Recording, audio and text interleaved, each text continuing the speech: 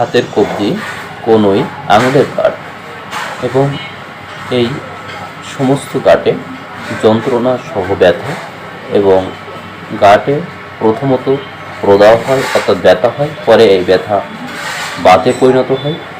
এ ধরনের উপসর্গ যদি আপনার মাঝে পরিণত হয় এবং এই এই উপসর্গজনিত ব্যথার কারণে আপনার জন্য ঘুম ঘুম ভাব মনে হয়, তাহলে অবশ্যই একজন হোমিও ডাক্তারের শরণাপন্ন হয়ে হোমিও চিকিৎসা নিলে ইনশাল্লাহ 2 থেকে 3 মাসের মধ্যে আপনি উপশম পাবেন এবং এ ধরনের ব্যথার লক্ষণ থেকে আপনি মুক্তি পাবেন।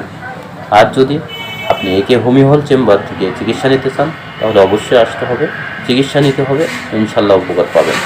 এবং দূরের রোগীদের জন্য আপনাদের কুরিয়ার মাধ্যমে ঔষধ পাঠানো হবে এবং আপনার বিবরণগুলো আমাকে ফোন কলের মাধ্যমে আপনি বলে ঔষধ নিতে পারবেন ইনশাল্লাহ।